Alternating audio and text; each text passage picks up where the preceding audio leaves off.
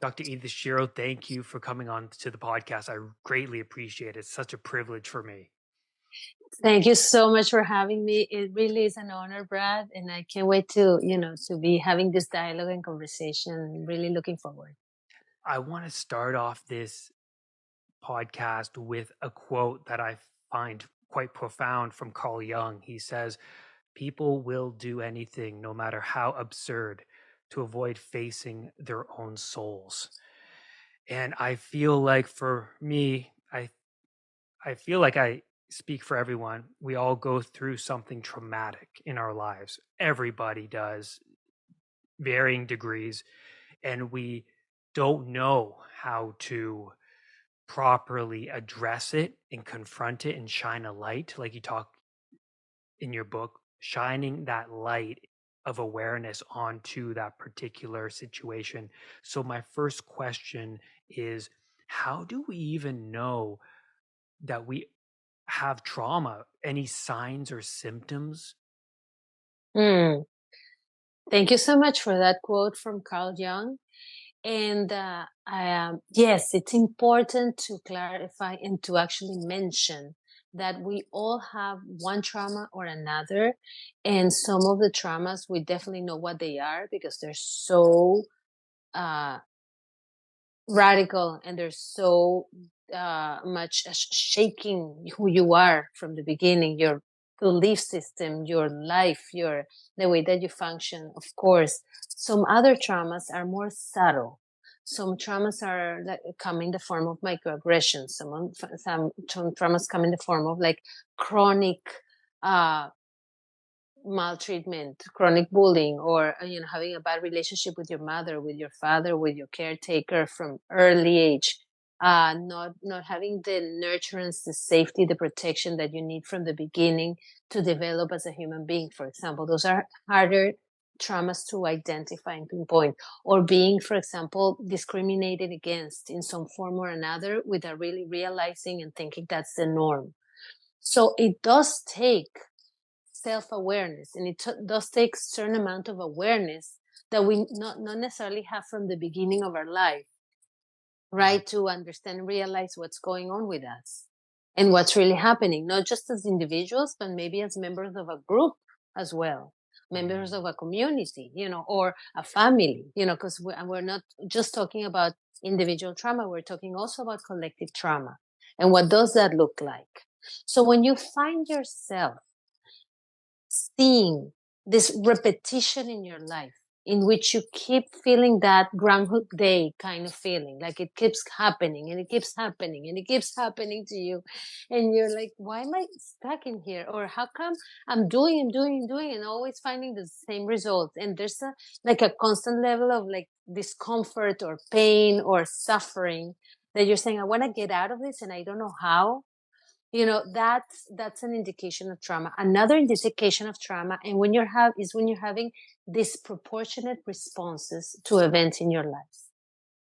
And that's something, I give an example always of, let's say, a person that has been at war, let's say a soldier that has been at war and has been, in the middle of like shooting and firing and all that, and then comes home and is celebrating 4th of July, let's say, and all the fireworks.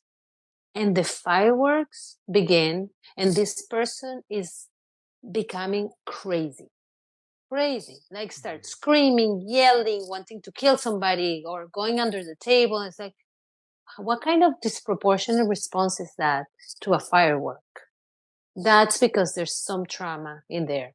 Or when you're walking down the street and somebody pushes you, and instead of you being annoyed because somebody pushed you, or you're getting upset, like, okay, don't push me again, or what's your problem? You become enraged to another level. You can't get over it. You stay enraged for like days, or you get so depressed and so sad that somebody pushed you that you can't function. Those are disproportionate responses to events that happen, that there's something else going on. And those are indicators of, that we're holding trauma, not just in our minds, and usually it's unconscious, but in our bodies also, that we're registering trauma in our bodies constantly that we're not even aware of.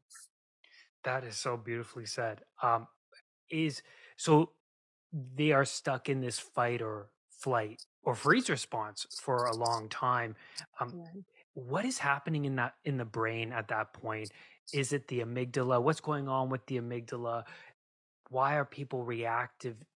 So that is it because the brain works by association? What's really happening there? Yeah, it's not necessarily association, but Mm, we are wired to survive, Brad. So mm-hmm, this is mm, our basic way of living in every human being, and we need that. It's a good thing that we have this survival, understanding of life in which we need to constantly be aware of what's dangerous and what's not, and what's happening, what's not. These days the danger doesn't come from a wild animal in the forest, or it doesn't come from not being in the desert and not finding food. It comes in different forms. It comes in more psychological danger, emotional danger, social danger, right? Or many other ways. But we still have that nervous system response, the amygdala, like you say. Yeah, the amygdala and other parts of the nervous system that makes us into, okay, I'm ready to run, or I'm ready to fight, or I'm ready to play dead so they don't find me, or I don't get attacked. And that can be seen in many different ways, in many different responses, emotionally and psychologically. So when you are in a fight response, it's not just that you're fighting against a lion, or you're fighting against a dinosaur. It's that you are in a bad mood, you're irritable, you're like everything is annoying you. You mhm. pick fights with people at work or with your family members. You're like, nah, not doing well. Like, and you're saying, why is everybody fighting with me? Or why am I, having such a bad day that I'm having trouble everywhere?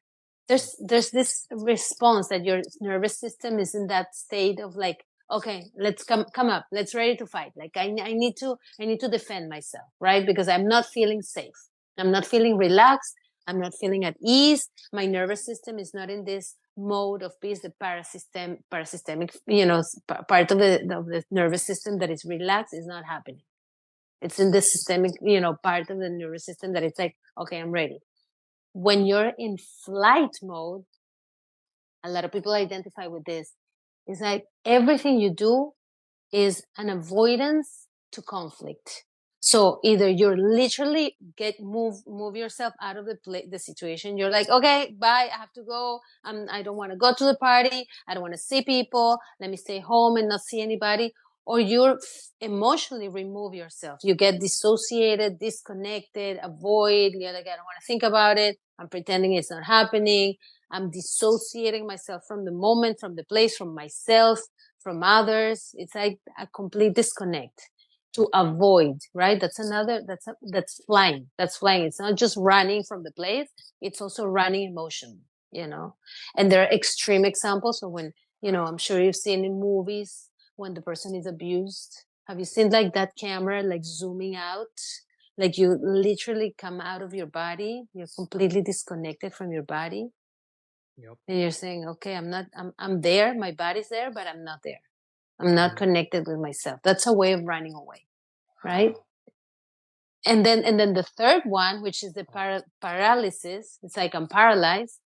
It's not just the physical paralysis that sometimes animals become paralyzed, but so they don't get eaten alive or attacked. We do that too. Our nervous system becomes numb. So when you're in the middle of like, let's say you're falling, or you're running and you fall, at first you don't feel the pain because your whole body is paralyzed. It's a wonderful way of protecting ourselves.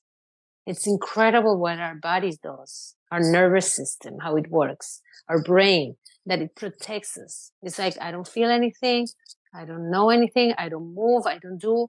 Let's say when the pandemic started at first, let's say some of us were like, I'm paralyzed. I don't know what to do. I don't know where to go. I don't know how to make decisions. It's like, don't ask me, don't tell me, because it's like, I can't move forward. I can't move back. I don't know if I should get a vaccination. I don't know if I should run away. I don't know if I should move someplace. It's that sense of paralysis. Like there's no place to go and nowhere to go, and you're completely numb. So you see how it's translated into not just the physical responses, but emotional responses too.